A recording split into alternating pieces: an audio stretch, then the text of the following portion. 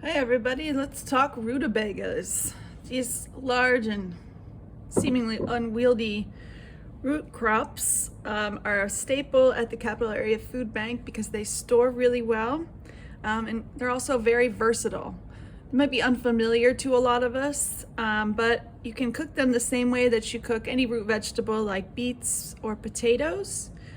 Fun fact about rutabagas is that in Swedish, the word rutabaga means root bag. So a way to think about it is it's a root, and the flavor is a cross between cabbage and turnip. But I like to use them just like I would white potatoes. So what we're going to do today is break one down. So we're going to show you how to break down rutabagas for whether you're going to boil and mash them or roast them with other root vegetables like carrots, beets, potatoes. So first off, I'm going to cut off the top and the bottom so that I have a stable way to continue to cut them. And most rutabagas have a wax covering to extend their shelf life, so that's why you have this, and that's why they're good to peel.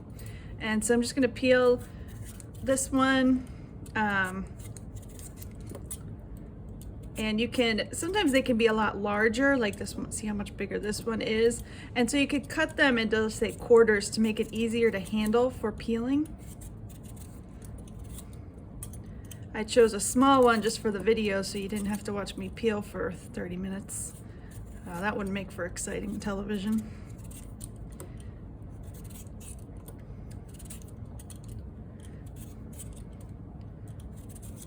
So you can use rutabagas, any recipe that you see that calls for a potato or turnips. You can certainly substitute a rutabaga in there. We have a lot of great potato recipes on the Capital Area Food Bank's website. And so these are a great substitute for potatoes. So now that we've got it peeled, we're just gonna chop it because I'm going to use these to make mashed rutabaga.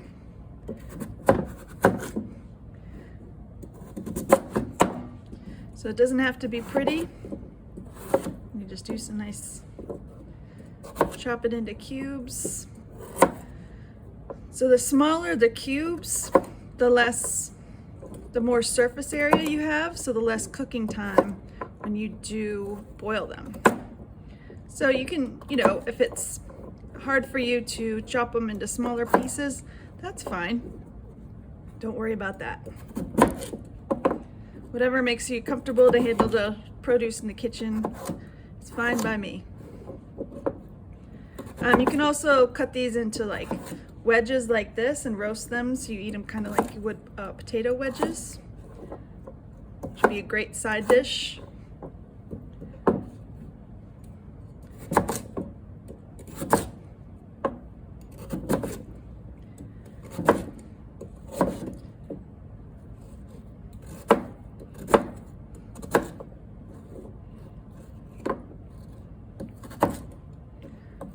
We're always looking to create a flat surface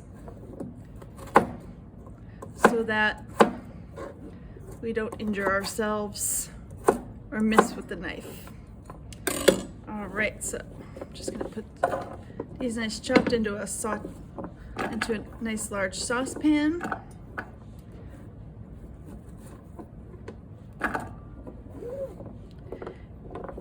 And for boiling them, I'm going to add, I chopped another one earlier as well.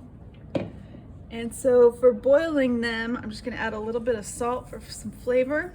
Brings out the nice sweet kind of flavor that tends to come from turnips and cabbage when you cook them. We're just going to, just enough water just to cover them. And then we're going to boil them until tender and mash them up. So stay tuned on the next video to see the finished product.